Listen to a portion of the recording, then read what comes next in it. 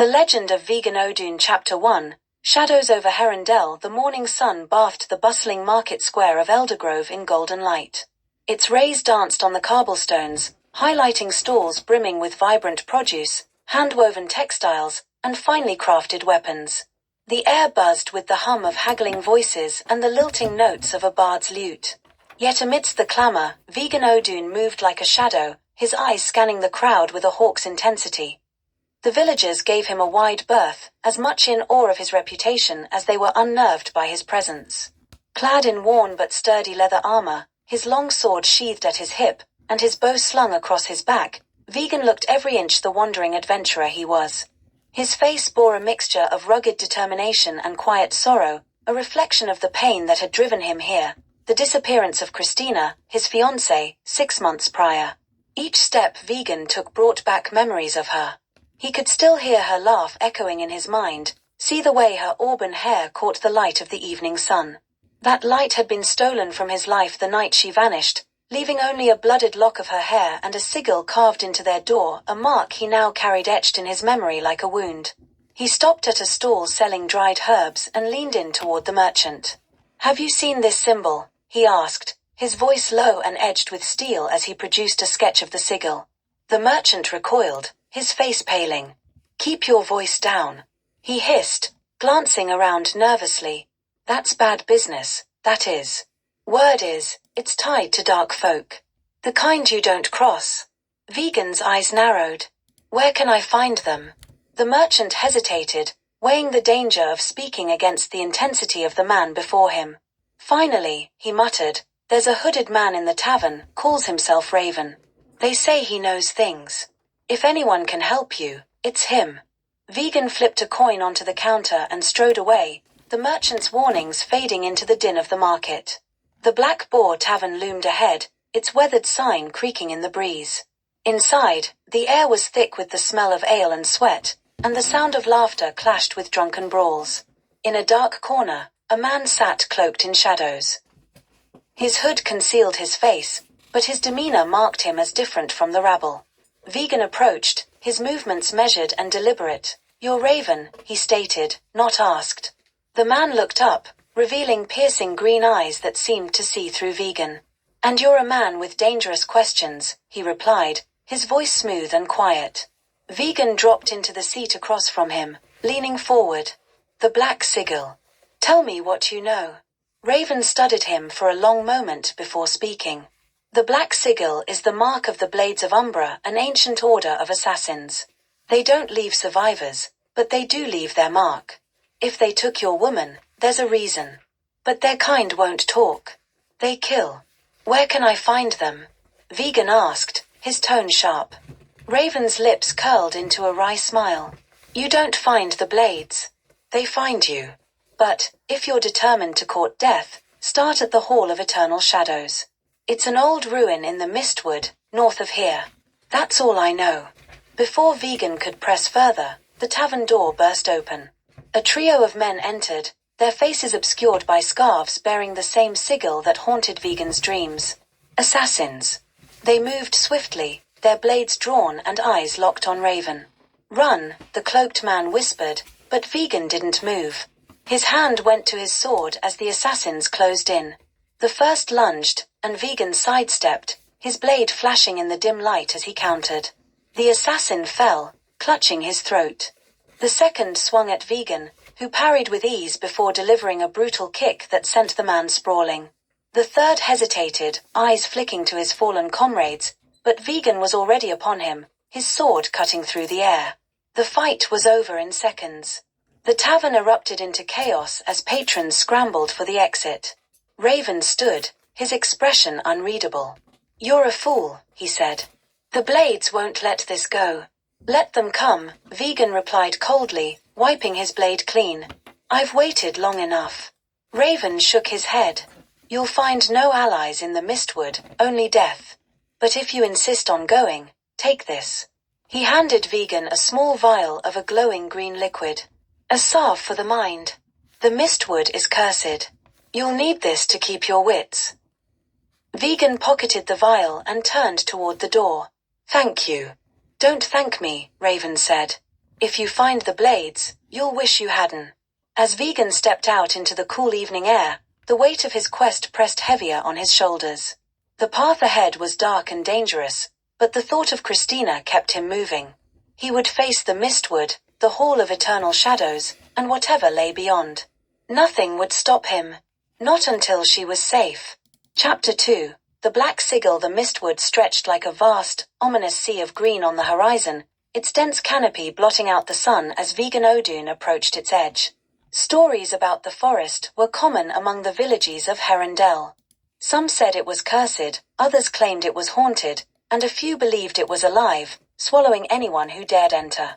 Vegan dismissed such tales, though the eerie silence that greeted him as he crossed into the forest made him tighten his grip on the hilt of his sword. The air inside the Mistwood was damp and cool, carrying the scent of moss and decay. Trees loomed overhead, their twisted branches forming shapes that could easily be mistaken for claws or grotesque faces. Vegan pressed forward, his steps deliberate and silent. He had learned long ago to move like a predator in unfamiliar terrain, alert to every sound and shadow. For hours, he navigated the labyrinthine paths of the Mistwood, guided only by the crude map Raven had provided and his own instincts. The deeper he ventured, the more oppressive the forest became. Strange whispers echoed in the distance, and fleeting shadows danced at the edges of his vision. Vegan paused, his hand brushing the vial of green salve Raven had given him. He considered using it but hesitated.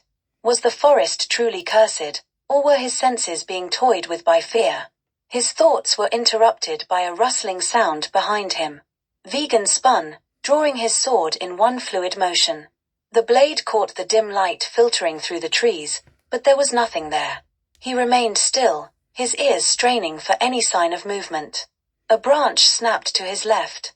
Vegan turned and loosed an arrow from the bow now in his hands. The arrow whistled through the air and struck its target, a humanoid figure clad in tattered robes. The figure let out a guttural scream before collapsing to the ground. As Vegan approached, he saw the man's face was painted with the black sigil, his eyes wild and unseeing. More figures emerged from the shadows, their movements jerky and unnatural. They carried crude weapons, clubs, rusted blades, but their intent was clear. Vegan exhaled slowly, centering himself as he prepared for the fight. The first attacker lunged, a wickedly curved dagger in hand. Vegan sidestepped and struck with his blade, the steel cutting cleanly through the man's side. Another rushed at him, swinging a club wildly. Vegan ducked under the blow and drove his sword upward into the attacker's chest. The remaining two assailants hesitated, their eyes darting between Vegan and their fallen comrades. "You chose the wrong man to ambush," Vegan growled, his voice low and steady. One of the men turned to flee, but Vegan loosed an arrow before he could take 2 steps. The final attacker threw down his weapon and fell to his knees, trembling. "Mercy," the man cried, his hands raised in surrender. Vegan approached, his sword still drawn. "Who sent you?" The man shook his head frantically. I don't know. We were told to kill anyone who came this way. Orders from the blade." "Where are they?" Vegan demanded, pressing the tip of his blade to the man's throat. "North," the man squealed. "At the Hall of Eternal Shadows. That's where they gather." Satisfied, Vegan stepped back and gestured for the man to leave. "Run. And pray we don't meet again." The man bolted into the forest, his panicked footsteps fading into the distance. Vegan sheathed his sword, his mind racing. The Hall of Eternal Shadows was real, and the Blades of Umbra were protecting it. Whatever they were hiding there, it was important enough to send these men to guard the Mistwood's edge. As he resumed his journey, Vegan began to notice changes in the forest. The trees grew closer together, their bark darker and slick with a foul-smelling sap. The air turned heavier, and the whispers became more distinct, forming words in a language he did not understand. Vegan stopped and retrieved the vial of salve. Uncorking it, he dabbed the glowing liquid onto his temples. Almost immediately, the oppressive atmosphere lifted. The whispers ceased, and the shadows receded. Raven had been right, there was magic in this forest, designed to confuse and disorient. With his mind now clear, Vegan moved faster, navigating the twisted paths with newfound focus. Hours later, he reached the Hall of Eternal Shadows. The ruin loomed before him, a towering structure of black stone covered in vines and moss. Its walls were carved with symbols that seemed to writhe when he looked at them, and the entrance was a gaping maw that exhaled cold air. Vegan approached cautiously, his bow at the ready. The hall's interior was just as foreboding as its exterior. The air was thick with the scent of damp stone and something metallic, blood, perhaps.